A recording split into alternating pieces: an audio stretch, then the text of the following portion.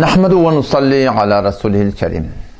دوستان سوالی مطرح کردن از طرف جامعه اهل سنت که بنده به اون جواب بدم. سوال از خود بنده است که چرا جناب حافظ یلمه بر علیه پیج حق طلب حرفی نمیزنه؟ همین پیج حق طلبی که نسبت به علمای اهل سنت منطقه ترکمن صحرا خیلی بی ادبی ها را روا میداره، جناب حافظ یلمه از خودش دفاع میکنه، اما چرا به نسبت این مورد از علمای اهل سنت منطقه ترکمن صحرا دفاع نمیکنه؟ بله، اگر منظور شما به نسبت دفاع کردن از همین هایی هست که بنده را وهابی میدانن، این تقاضای نامعقولی هست. و اگر تقاضای شما به نسبت علمایی که من اونا را حق میدانم هست، بله، من این کار را به نسبت هر شخصی که در منطقه ترکمن صحرا که نه در کل جهان به نسبت اهل سنت و الجماعت بخواد که کدام بی ادبی را بکنه یا کدام حکمی از احکامات خدا و رسول خدا را از مذهب حنفی برخلاف مذهب حنفی بخواد تبلیغات بکنه، بنده در مقابل اون چیزی که در توان بوده گذاشتم. چون که دوستان خبر دارن که بنده چند وقت پیش همین غیر مقلدین تربت جام و طایبات و این طرفا هم به مناظره دعوت کرده بودم. اما پیج حق طلب، بزرگترین مشکلی که پیج حق طلب داره همین بدزبانی ها و بیادبی ها و پناه بر خدا تکفیر کردن علمایی هست که اونها را حق نمیدانه. و پیج حق طلب پای بنده هم نیست که فقط سخنرانی های بنده رو بذاره. بریم پیجش رو نگاه بکنین، از بلوچ گرفته، ترکمن گرفته، اردو گرفته، فرقی نمیکنه. مدیر این پیج پای بنده فقط بنده نیست، هر کسی را، هر شخصی را، هر شخصیتی را، هر عالمی را که گفته اون را حق بدانه آورده اون را در پست‌های خودش جا داده به عنوان تبلیغ دین از نظر خودش داره به جامعه اهل سنت نشان میده. لذا اگر پیج حق طلب، خب مشکل این بی ادبی ها او هست، بد اخلاقی ها او هست و شخصی که اینطور موارد را در پست‌های خودش گنجانده، چاره جز همین نصیحت و وعظ ارشاد دیگه بنده کاری برای ایشون نمیدانم که باید چیکار کرد. بنده بارها و بارها در خصوصی این بزرگوار رفته و بارها تذکر به ایشون دادم، گفتم که از این طریقه شما بنده بیزارم، هیچ اصلا در نزد بنده این طریقه شما مورد قبول نیست. ما باید کاری بکنیم که طرف مقابل اگر دشمن هم قرار گرفته با قولوا للناس حسنا باید بگونی صحبت بکنیم که بتونه دشمن حرف ما را بشنوه، طاقت بکنه، گوش بکنه. این رویه شما اشتباه هست، غلطه، اصلا نزد بنده قبول نیست. ولی خب وقتی این بزرگوار قبول نمیکنه بنده چیکار بکنم؟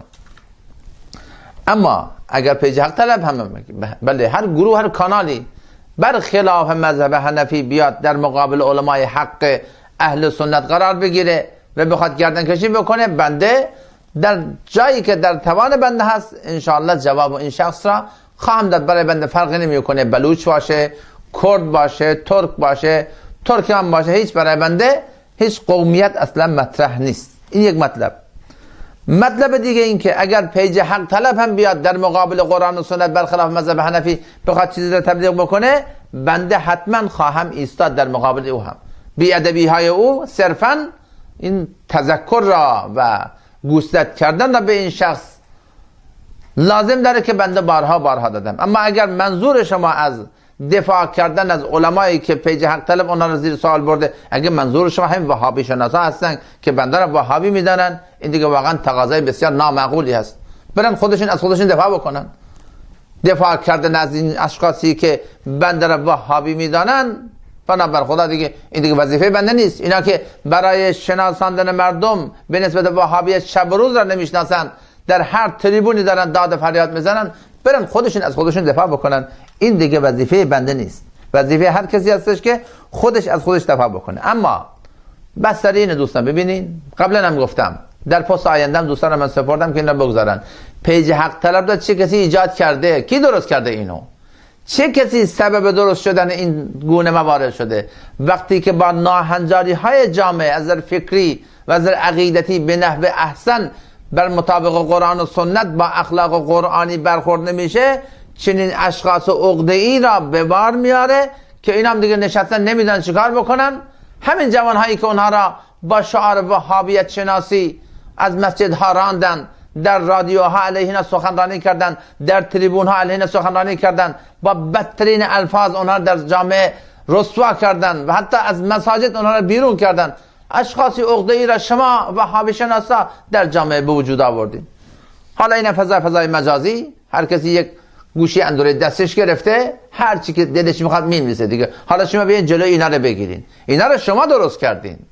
اگر بر مبنای قرآن و سنت با این ناهنجاری هایی که در اطراف شما بر مبنای عقل و بینش و فراست شما به وجود آمده، اگر شما درست برخورد میکردین، این اشخاص عقده‌ای و با اخلاقهای بسیار بد هرگز به وجود نمی آمد. شما بزرگان وهابی شناس اشخاصی مانند پیج حق طلب را آمدین و در جامعه پرورش دادین. نهایتا این عقده از یک جای کار کرد، سر برآورده. بله حالا بیا اینو درستش بکن.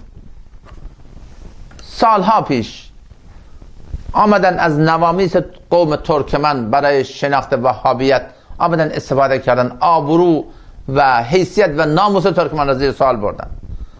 اشخاصی آمدن در روستاهای مختلف به نام تبلیغ دین با الفاظ بسیار بد، اون اشخاصی که در جامعه به نام جماعت تبلیغ و دیگران شناخته می شدن، اینها را در جامعه رسوا نمودن و بدنام کردن و تهمت‌های بسیار زیاد به اینا زدن.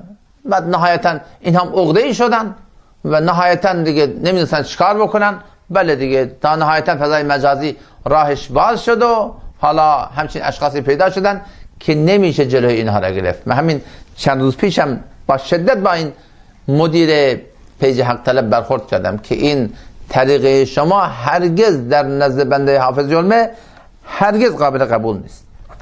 لذا دوستان همینه لب کلام و خلاصه کلام بنده در مورد این موارد اینه که پیج حق طلب با تمام بد اخلاقی ها و بی ادبی ها و اهانت هایی که نسبت به برخورد با اون چیزایی که قبول نداره کاملا محکوم هست، غیر قابل قبول هست و بنده هم عاجز شدم از این که جلوی این شخص را بگیرم و بلکه حرف ما را دوباره حالا با شنیدن این سخنرانی گوش بکنه و سعی کنه در به نسبت این برخورد خود با اون مواردی که قبول نداره نحوه احسن را در پیش بگیره.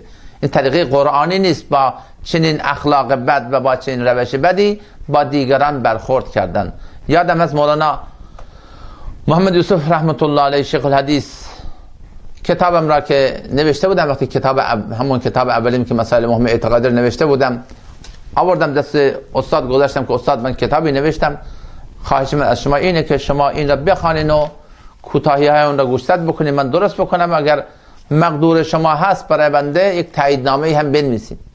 استاد در همون لحظه به بنده گفتن که بیار ببینیم کتاب را چطور نوشتی، کتاب را باید طوری نوشت که دشمن طاقت بکنه بخوانه. بله همینه، ما اگر به نسبت برخورد با ناهنجاری های جامعه و مواردی که برخلاف میل و دین و آیین و افکار ما هست، اگر ما اخلاق حسنه را در این موارد تا جایی که میتونیم، حالا ما انسانیم دیگه بعضی از کوره در میریم، تا جایی که میتونیم اگر اون روش قرآنی را در این تبلیغات خودمون به کار نبریم، اشخاصی ماننده مدیر پیج حق طلب و دیگر موارد را ما به وجود بریم. عزیزان باید به نحو احسن با هم دیگر برخورد کرد. امید است الله متعال این مشکلات را برداره. اشخاصی هستند در این بین متاسفانه بنابر خواسته ها و امیال نفسانی خودشون آمدن مذهب حنفی را متاسفانه آله دست قرار داده، در خیلی از موارد برخلاف مذهب حنفی دارن عمل میکنن. ما در مقابل اونها هستیم. من از خودم چیزی نمیگم، بنده چیزی از خود هرگز ندارم که بگم. من اگر هستم ناقل فتاوای علمای احناف هستم، اگر دفاع میکنم از مذهب حنفی دفاع میکنم. کسی حالا به نسبت خود بنده توهین میکنه فلان میکنه، اینا برای بنده اهمیتی نداره. اما چون که بنده هم شخصیتی دارم در جامعه که اگر شخصیت بنده زیر سوال بره، پس این همه تبلیغات بنده زیر سوال میره. لذا بنده مجبور میشم بنابر همین موارد از شخصیت دینی خودم که به خاطر دین خداست دفاع بکنم. الله تعالی به همه توفیق بده و السلام علیکم و رحمت الله و برکاته.